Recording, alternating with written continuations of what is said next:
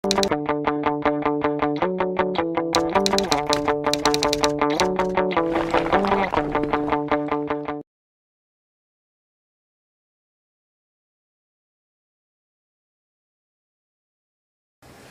punto de vista de la insuficiencia cardíaca, pues un poquito de la perspectiva de la medicina familiar. Parece que las enfermedades no son diferentes, pues sí son diferentes, o por lo menos el enfoque, o por lo menos la manera de trabajar las enfermedades. Entonces, a mí lo que me apetecía en aquel momento era contar cómo yo, después de años de experiencia y de revisión de temas, de pensar en ello, bebía de insuficiencia cardíaca, ¿no? Pues entonces, bueno, os voy a contar cómo lo veía. También tiene mucho que ver con que Lourdes me planteó que ¿por qué no revisamos el tratamiento de insuficiencia cardíaca? Que es un tema muy interesante, ¿no, Pepe? Y que dice, bueno, ¿qué es lo que está demostrado que sirve, lo que no sirve? Y muchas veces nos plantea dudas, ¿por qué utilizamos tan poco los beta bloqueantes? O sea, muchas preguntas que no están ahí respondidas, ¿no? Entonces, bueno, pues ella va a hacer la segunda parte de revisión del tratamiento y yo voy a hacer la primera parte. Yo voy a hablar de lo general. Os voy a hablar de cosas así muy genéricas, de fisiopatología. A mí la fisiopatología me parecía una cosa espesa, pero al final me quedo con los aspectos fundamentales que me ayudan a tomar decisiones. Y entender por qué hacer unas cosas es fundamental. Entonces, pues voy a contar, nada, 5 minutillos de eso, y luego ya, pues, qué pasa con el diagnóstico y qué tenemos que ver en una consulta de medicina de familia, ¿vale? Bueno, ustedes lo sabéis, ¿no? Es la primera causa de hospitalización. Sabéis que con el aumento de la expectativa de vida ha subido exponencialmente la insuficiencia cardíaca. Sí. Antes la gente se nos moría antes. Eran diabéticos, eran hipertensos, hacían CV, pero claro, ahora como resulta que los cuidamos un poquito mejor y la gente se controla mejor, pues se hacen más mayores y hacen más insuficiencias cardíacas, ¿no?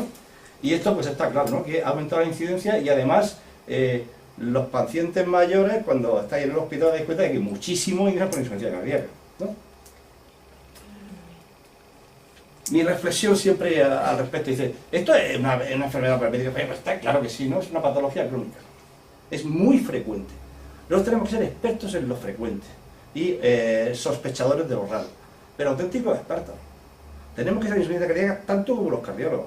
A lo mejor no es insuficiencia cardíaca rara, pero en el 95% de insuficiencia cardíaca tenéis que saber controlarla, porque además tiene un manejo protocolizable, porque además no hace falta tener unas grandes habilidades o conocimientos para manejarla bastante bien, aunque tengamos luego herramientas que luego os contaré, y que además el abordaje integral es fundamental.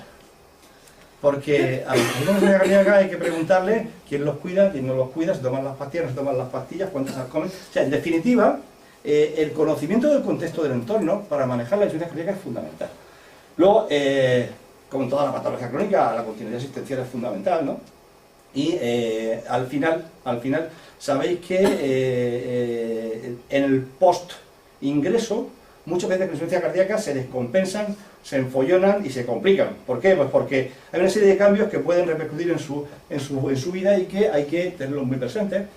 Y luego una cosa fundamental, hasta hace años, parece que había que hacer grandes exploraciones complementarias. Pues no. Las exploraciones complementarias para la insuficiencia cardíaca son todas accesibles, excepto la que no se tenía, que es la ecocardio. Pero con lo que tenemos disponible con la ecocardio, se pueden manejar el 99% de las insuficiencias cardíacas. O sea que hay que plantearnos que esto hay que sabérselo muy bien. Y por eso me parecía que era interesante que reflexionáramos. Bueno, voy a dar 5 minutos de esto. Esto a mí siempre me planteaba muchas dudas, pero la verdad es que es más sencillo. Y yo voy a intentar simplificarlo. Sabéis que lo que regula el volumen de minutos, en definitiva, la insuficiencia cardíaca, ¿qué? Pues la insuficiencia cardíaca es la incapacidad del corazón para llevar la sangre donde la necesita y que haga sus funciones la hacerla. Entonces, si no llega la sangre o llega más, pues tenemos que hacer algo más, ¿no? Y entonces hay una serie de factores que regulan el volumen minuto, el gasto cardíaco, que serían la precarga, la poscarga, la contractilidad y la frecuencia cardíaca. Vamos a ver lo que es cada una de estas cosas. La precarga, la sangre que llega. La fuerza con que se distiende el miocardio relajado y depende de la cantidad de sangre, del tono venoso, de la dificultad que tienen las venas para revolver la sangre y para la electricidad del ventrículo. Hasta qué punto el ventrículo puede dilatarse, ¿vale? Son la sangre que me llega. ¿Y qué dificultades tengo para sacar la sangre del corazón? La poscarga. Pues la poscarga es la fuerza que supone el vaciamiento ventricular, ¿no? Depende directamente de la presión intracavitaria, del radio e inversamente del espesor de la pared. Esta es la famosa ley de Laplace. A poco que lo penséis veréis que es más sencillo de lo que parece. Os decía que está precarga, poscarga, la contractilidad y la frecuencia cardíaca. ¿Y esto de la contractilidad qué es? Pues cómo se contrae el corazón. Está más fuerte, está menos fuerte, está usted como un toro, está usted muy flojo. O sea, el corazón tiene que desarrollar más o menos fuerza de contracción a igualdad de precarga y poscarga. Y esto pues depende fundamentalmente del simpático y del esto de la actina y la miosina, que os suena, a algunos ya nos suena remotamente, lo estudiamos una vez, pero sabemos que es importante para la contractilidad, ¿no? Y por último, la frecuencia cardíaca. Claro, si me contraigo poco con dificultades, pues tendré que mover más sangre. La frecuencia cardíaca influye porque el gasto cardíaco es directamente proporcional, aunque no sea tan lineal, ¿vale? Y bueno, depende fundamentalmente de algo importantísimo y que yo hasta que no me lo estudié para esto no lo tuve muy claro.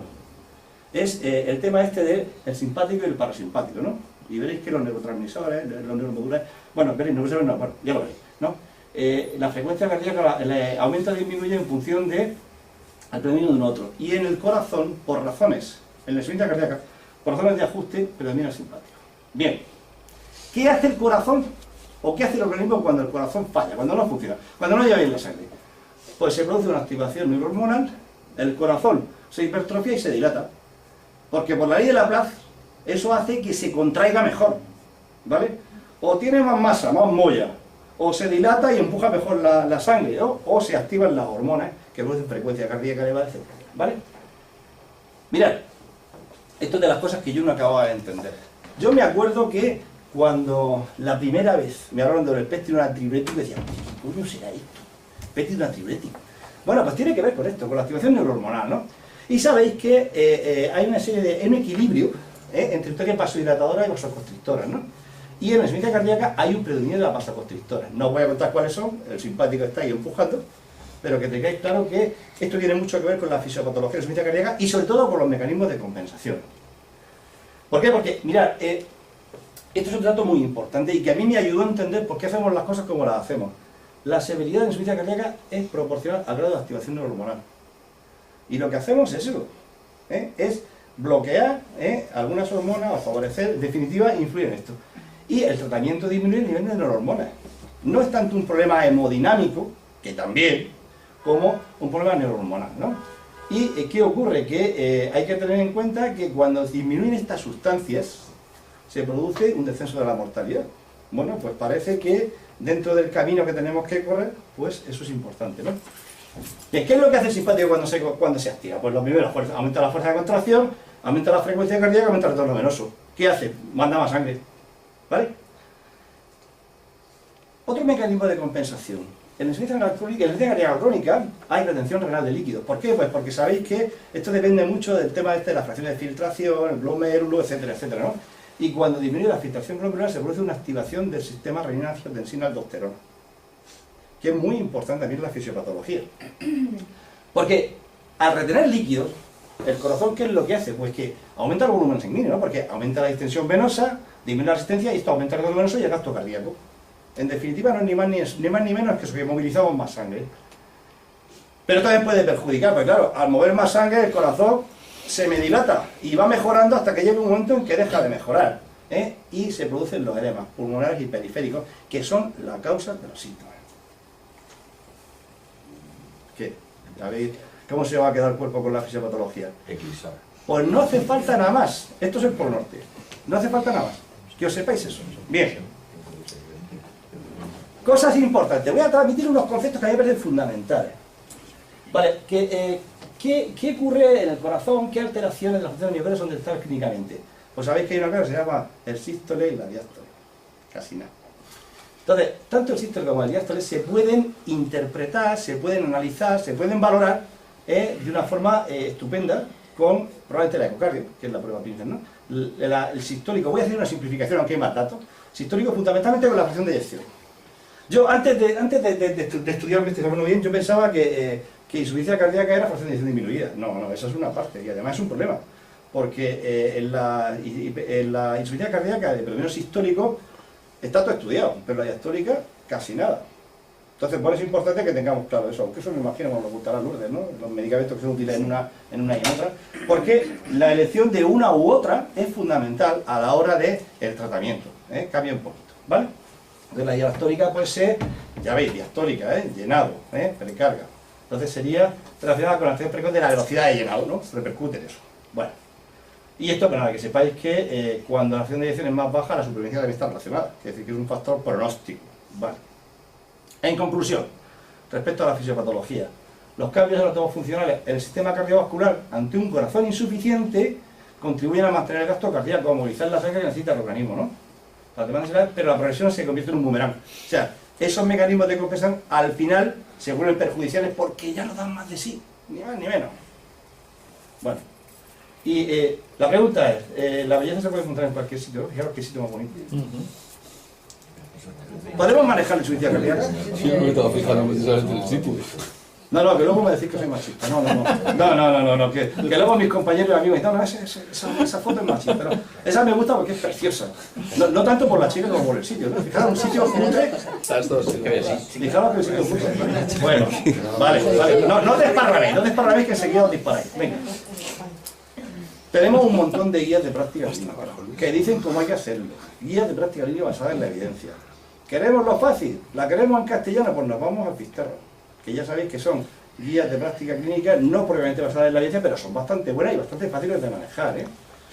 Como sabéis, en la tesis de domingo, pues nos salía esta como una de los recursos más útiles, y aunque no tenga unas connotaciones de evidencias extraordinarias, la utilidad o la aplicabilidad es muy alta. Pero si nos miramos en el TRIC, fijaros el disparate de guías de práctica clínica. ¿Cuál nos quedamos? Nos quedamos la americana, la neerlandesa, bueno, cualquiera de ellas puede ser válida, ¿vale? Si nos vamos al National Guideline Clearing House, que sabéis que es una base de datos extraordinaria de guías de práctica clínica americana, pues también nos salen unas cuantas. En definitiva, lo que quería transmitiros es que no preocuparos, Por supuesto, no os estudiéis ya la insuficiencia cardíaca. Ya sois médicos, algunos vais a ser médicos pronto, y tenéis que tomar decisiones para situaciones concretas. O sea, tenéis que empezar a manejar, no libros, sino cosas actualizadas que sean guías que nos orienten sobre cómo actuar, ¿vale? Bueno. Voy a hablar nada más que del diagnóstico. No sé lo que voy a tratar, pero bueno, intentaré tratar lo menos posible.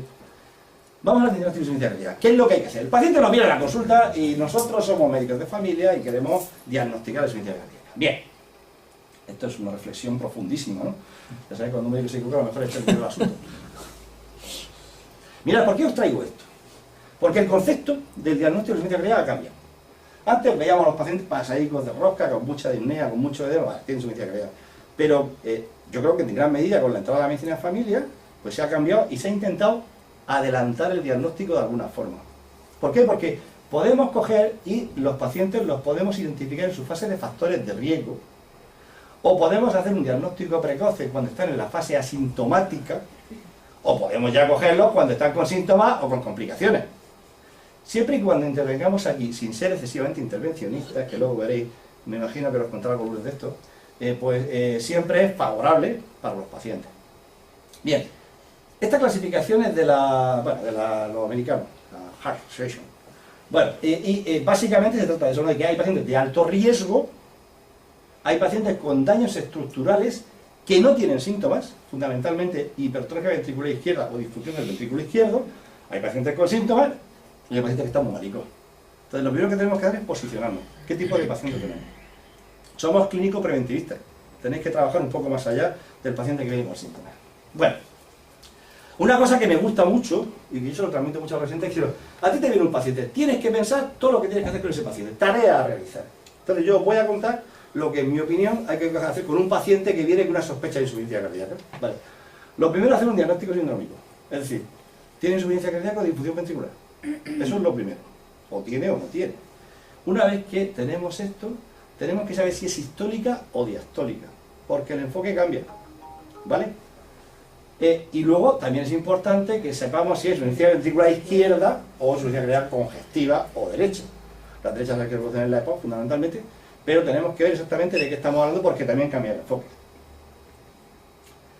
Lo siguiente, ya sabemos que tiene insuficiencia cardíaca, ya sabemos del tipo de insuficiencia cardíaca, vamos a ver la gravedad, la situación, porque sabéis que el estadio condiciona mucho el tratamiento y las guías de práctica clínica hablan de diferentes tratamientos, diferentes asociaciones de fármacos en función del estadio en el que está el paciente. Luego ya veréis que esto es los famosos de la NIJA, 1, 2, 3, 4.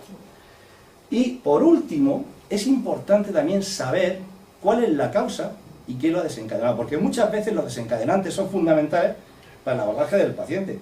Simplemente con que sepamos si come con mucha sal o no se toma las pastillas parece una chorrada, pero sabéis que esa es la causa fundamental de descompensación de los pacientes. No es tanto el ponerle la etiquetita de esto es tal enfermedad que causa, no, es importante esto, ¿no? El diagnóstico etiológico y el diagnóstico diferencial. Porque luego los pacientes nos vienen con fatiga, nos vienen con cansancio, se me hinchan las piernas. Y para eso hay que cambiar el chip. Hay que ir del síntoma al diagnóstico, ¿vale? Bueno, ¿qué es insuficiencia cardíaca? Pues mira, esto es lo más difícil. Para verdad que parecía que era muy fácil, pues no, esto es lo más difícil. La definición de insuficiencia cardíaca incluye la presencia de síntomas clínicos en reposo durante el ejercicio y la evidencia objetiva de que tiene disfunción ventricular de insuficiencia cardíaca. Las dos cosas son necesarias. Pero cuidado, hay una cosa muy útil que no hacemos habitualmente. Hay que ver la respuesta positiva al tratamiento. Porque los pacientes de pronto les ponen diuréticos, les ponen enalapril, que es con lo que solemos empezar en función del tratamiento, del tipo de insuficiencia cardíaca, y mejoran. Y bajan de peso, que veréis luego lo importante que es, ¿vale? Entonces, el 1 y el 2 deben de cumplir en todos los casos. Síntomas. Hay un capazo, pero los síntomas fundamentalmente son la disnea y o tos, de esfuerzo, de reposo, disnea paroxística nocturna, que ya sabéis por qué se produce, ¿no? Porque por la noche se moviliza el agua y nos dificulta la respiración. La astenia, por el bajo gasto. ¿Por qué se cansan los pacientes? Porque no le llega suficiente sangre a los tejidos y la oxigenación es insuficiente. Y los edemas periféricos, con fobia, pulmonares, asfixia nasal, todas las modalidades de edema que veíais antes que se deben a la fisiopatología de los mecanismos de compensación. Y la hepatomegalia, porque algunas veces cuando tenemos insuficiencia congestiva, pues el hígado se llena de agua y tenemos hepatomegalia. Vale. Esos son los síntomas. Pero ¿y los signos? Mirad, un signo crepitante es húmedos que no desaparecen con la tos. Esto es muy importante porque los pacientes que tienen problemas respiratorios tienen... algunas veces los crepitantes de insuficiencia cardíaca son muy fáciles. Es decir, esto es agua. Pero a veces no es tan fácil. Entonces hay que ver si se movilizan con la tos. Es decir, ¿tosa usted? ¿Lo tiene igual? Bueno, más probable que sea agua. Bien. El tercer ruido. Esto es más raro que un perro verde. Pero cuando aparece, cuidadín, cuidadín. Significa disfunción diastólica grave. El cuarto ruido, disfunción diastólica, la cardiomegalia o los soplos. Esto es lo que podemos esperar. ¿Vale? No voy a entrar en el detalle de los soplos, pero todos los, bueno, sabéis qué consiste el soplo. La sangre va por un sitio que le cuesta y sopla. Vale. Entonces, el proceso de diagnóstico de insuficiencia cardíaca, ¿cómo es? Fundamentalmente clínico y con una exploración clínica básica. ¿Pero alguna prueba nos puede ayudar? Pues alguna prueba nos puede ayudar. Nos puede ayudar lo que nos puede ayudar. No son la panacea, las pruebas. Pero lo que podemos utilizar es la analítica, el electro, la placa de tórax y, esto es fundamental, la ecocardio. ¿Vale? Afortunadamente ya sabéis que con una lista de espera decente podemos solicitar ecocardio, hace ya varios años, y esto ayuda muchísimo en el manejo de los pacientes de este tipo. Vale. Claro, uno se plantea, ¿hay alguna forma de, como con tantas otras enfermedades, se ha hecho un esfuerzo de establecer unos criterios que nos permitan comprobar con una cierta validez que tiene insuficiencia cardíaca? Y para esto se elaboran los criterios de Framingham, que son los criterios clínicos y que son probablemente los más utilizados a nivel mundial. Bueno, hay mayores y menores. Para el diagnóstico hay que tener dos criterios mayores o uno mayor y dos menores. No voy a entrar en detalle. Todo esto se va a quedar ahí en la sesión, el que quiera que lo mire, ¿vale? La pregunta que me haréis, Juanfe, no va a hablar de la evidencia, claro que voy a hablar de la evidencia. Estos criterios tienen una sensibilidad muy alta y un valor predictivo positivo muy alto. ¿Eso qué significa? Pues significa, como bien sabéis, que cuando lo tenemos, pues no se nos escapan y probablemente puede tener la enfermedad. Pero la especificidad es muy baja. Es decir, cuando no los tenemos, nos quedamos con la duda. ¿Vale? Pues igual sí, porque se me pone la mente espesa. No me extraña. Luego sí que lo hablamos. Bueno, estos son los datos de los diferentes datos clínicos en cuanto a sensibilidad y especificidad. Ya habéis visto, ¿no? Estos dos son los más específicos de insuficiencia cardíaca y los demás, pues la verdad es que no son para tirar cohetes ninguno. La idea paroxística nocturna sí, ¿no? Pero vamos, ninguno es para tirar cohetes. Mirad, este libro, dentro de que hay muchos libros que habitualmente los suelen elaborar especialistas de la materia y que no sirven muchas veces para nada en nuestro ámbito, este libro es estupendo. Esto lo hizo Manolo Villegas, que ya sabéis que primero fue médico de familia y luego fue cardiólogo. Entonces, es un libro estupendo. Si alguna vez lo podéis conseguir, os lo aconsejo porque es bastante bueno. Pero claro, no me voy a quedar con las ganas de deciros lo que dice el libro de exploración física basada en la evidencia, ese libro que tanto nos gusta, y del que hablamos de nuestro libro, Rosana. Vamos a hablar de nuestro libro. Entonces, bueno, no entréis en detalles, lo podéis mirar tranquilamente, pero podéis ver, si no miréis los resultados, que no hay ninguna cosa que sea especialmente extraordinaria, que tenga un cociente de probabilidad muy, muy alto. Prácticamente nada. Quiere decir que el diagnóstico es mucho más global, mucho más de contexto. Bien, ¿cómo hacemos el diagnóstico? Pues primero, con análisis y factores de riesgo. Eso es lo primero, ¿vale? Con signos y síntomas. Y luego apoyándonos en pruebas que fundamentales son las que os he dicho. El electro, la placa de tórax, la analítica, el péptido natriurético, que si está disponible es sensacional. Es sensacional y ahora explicaré cómo se utiliza. Y por supuesto la eco. La eco no hace falta de urgencia, pero es importante tener acceso, ¿vale? A ver, ¿dónde está? Vale, entonces, vamos al paso 2. Una vez que hemos hecho el diagnóstico, recordáis los 4 pasos. Paso 2, hemos hecho el diagnóstico.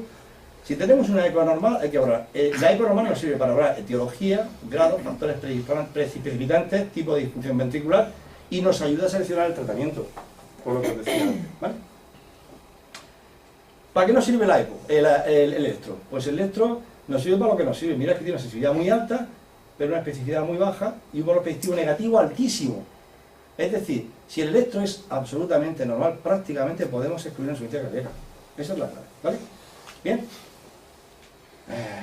Vale. ¿Cuándo sí hay que hacerlo? Bueno, en visita inicial, antes de descompensaciones, no un electro anual, bueno, esto es discutible, esto es puro consenso, pero bueno, que sepáis que en estos casos siempre hay que pedirlo, ¿vale?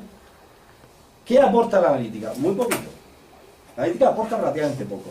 Nos sirve, el sirve que hay que pedir la hormona tiroidea, fundamentalmente porque muchas veces sabéis que un mecanismo de descompensación es la fibrilación auricular, y muchas veces la taquicardia que produce el hipertiroidismo puede también contribuir a empeorar el cuadro. Es decir, que las hormonas tiroideas pueden ser bastante útiles.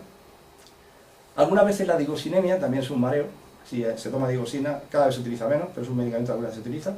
También puede ser muy útil la estimación del alargamiento. Esto lo tenemos que pedir por sistema en todos los pacientes de riesgo cardiovascular, como bien sabéis, y hemos reflexionado repetidamente en nuestro equipo. Esto es lo que puede ayudarnos. Puede ayudarnos, pero sin que sea definitivo. Y quería hablaros un poquito más del péptido natriurético arqueado, ¿vale? ¿Esto para qué sirve?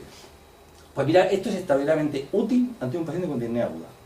Porque ante un paciente con disnea aguda, el punto de corte de 100 prácticamente selecciona a los pacientes con y sin insuficiencia cardíaca. Si está por debajo de 100, prácticamente podemos descartar que hay insuficiencia cardíaca. Si está por encima, ya la cosa es más matizable. Y también es cierto que tiene un nivel de correlación con la clase funcional, ¿vale? Sirve para descartar fundamentalmente. La placa de tórax. La placa de tórax nos sirve para lo que nos sirve. Nos sirve para ver si tiene cardiomegalia, nos sirve para ver si tiene hipertensión capilar pulmonar, nos sirve para ver signos de congestión pulmonar y grado de la misma, la cardiomegalia, descartar otras patologías, valorar factores predisponentes o precipitantes, ¿no? Una neumonía, un tromboembolismo de pulmón. ¿Y cuándo hay que hacerla? Pues cuando se nos descompense y en la evaluación inicial, ¿vale? La ecocardio. La ecocardio es fundamental. Es fundamental para aclarar muchas cosas. Es fundamental para todo lo que he dicho antes, para filiasis de insuficiencia cardíaca, para decidir la causa de la insuficiencia cardíaca. Algunas veces no es definitiva, pero muchas veces no ayuda. Y en definitiva nos sirve para esto, para valorar la función sistólica, para valorar la función diastólica y para el diagnóstico de la cardiopatía de base. ¿Bien? Voy a pasar esta. Estas son diferencias entre asistólica y diastólica, como la tenéis ahí, el que quiera que la mire. La clasificación de la NIJA, que ya la sabéis también, ya casi estoy acabando, que sabéis que en función de la intensidad de los síntomas lo clasificamos en un estadio o en otro, y eso es condicionante a la hora de un tratamiento u otro, y nos sirve también para el seguimiento, porque los pacientes cuando responden bien al tratamiento pueden mejorar su estadio funcional, o por lo menos estabilizarse. Creo que me quedan dos. Claro, los pacientes no vienen con fatiga, y aquí voy a hablar de mi experiencia. A mí muchos pacientes con fatiga lo que me vienen son gordos sedentarios. Y que tengo mucha fatiga, tú te vuelves loco y le haces una vez, joder, tal igual, y le dices, oye, si es que ¿cómo? Si no te mueves y estás hecho un tornillo. Entonces muchas veces hay que ver cuál es la causa de la disnea, ¿no? Vale, primero, fundamental, diagnóstico y diferencial entre disnea cardiológica y disnea neumológica. En las mapas parece fácil, pero la EPOS no es tan sencilla. No voy a entrar en muchos detalles, pero este es uno de los primeros diagnósticos diferenciales. El embolismo pulmonar, que no se os escape. El embolismo pulmonar es un diagnóstico de médico experto. Esto hay que estar al lado. Si uno tiene disnea injustificada, taquicardia injustificada, un contexto, pues ya sabéis, ¿no?